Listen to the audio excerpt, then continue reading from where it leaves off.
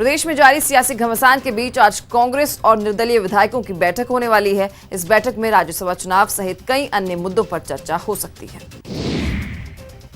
मुख्यमंत्री अशोक गहलोत देर रात बीटीपी के 2 विधायक राजकुमार राउत और रामप्रसाद को अपने साथ लेकर शिव विलास रिजॉर्ट पहुंचे। उसके बाद सीएम ने रिजॉर्ट में ही रुकने का फैसला लिया।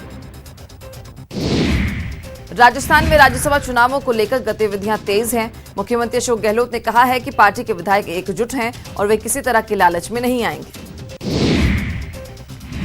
पीसीसी चीफ और डिप्टी सीएम सचिन पायलट ने राज्यसभा चुनाव में कांग्रेस के हिस्से की दोनों सीटें जीतने का दावा किया है। उन्होंने कहा कि कांग्रेस को उम्मीद से भी ज्यादा वोट मिलेंगे। विधायकों को रिजॉर्ट में शिफ्ट करने के बाद बीजेपी कांग्रेस पर हमलावर हो गई है। बीजेपी प्रदेश अध्यक्ष सतीश पूनिया ने कहा कि कांग्रेस को अपने विधायकों पर भरोसा नहीं है। बीजेपी ने किसी को प्रलोभन नहीं दिया है।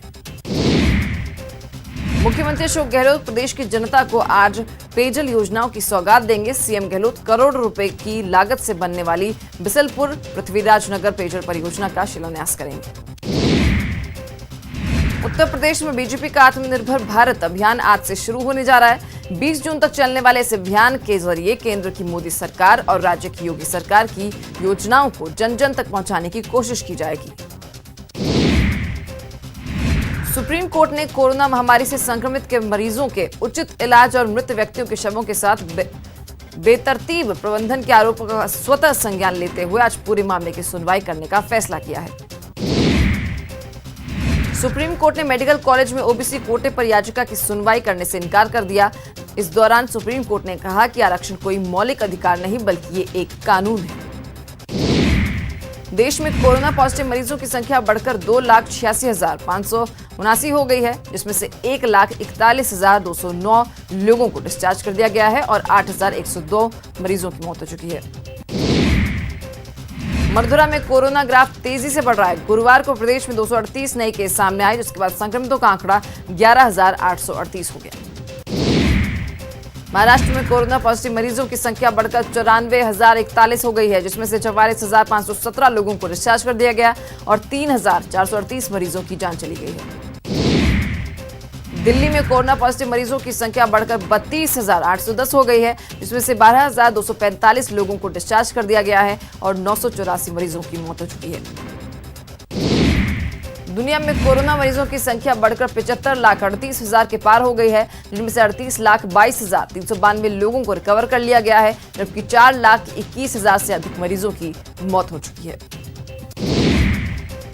जयपुर स्टेशन पर गुरुवार को एक सुरक्षाकर्मी के कोरोना पॉजिटिव आने के बाद आरपीएफ थाने में हड़कंप मच गया। उसके बाद सीएमएचओ की टीम उसे निम्स के आइसोलेशन वार्ड में भर्ती करवाई। राजस्थान रोडवेज आज एक बार फिर अपना अंतरराज्यीय संचालन शुरू करने जा रहा है। रोडवेज ने इन बसों की एडवांस ऑनलाइन बुकिंग भी शुरू कर दी है। प्रदेश के कई जिले में टिड्डियों का टेरर लगातार बढ़ता जा रहा है। किसान खुद ही टिड्डियों को भगाने का काम कर रहे हैं। किसानों का कहना है कि अधिकारियों को सूचित करने के बाद भी अभी तक कोई राहत नहीं मिल पा रही है।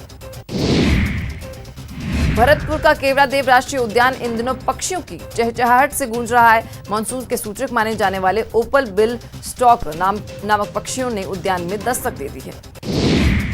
महाराष्ट्र के पुणे में गुरुवार को क्राइम ब्रांच ने नकली नोट के काले कारोबार का भंडाफोड़ किया है। क्राइम ब्रांच ने सूचना के आधार पर एक फ्लैट पर रेड की और करीब 90 करोड़ की नकली करेंसी के साथ एक बंदूक बरामद की। इसमें भारत समेत कई देशों की करेंसी शामिल है। भारतीय सेना में काम कर रहे एक जवान समेत 6 लोगों को इस मामले में गिरफ्तार किया गया है। सेना का जवान इस गिरोह का मास्टरमाइंड बताया गया है। बिहार के सीवान जिले में हाई टेंशन तार की चपेट में आने से एक ट्रक में आग लग गई, जिसमें खलासी की मौके पर ही मौत हो गई।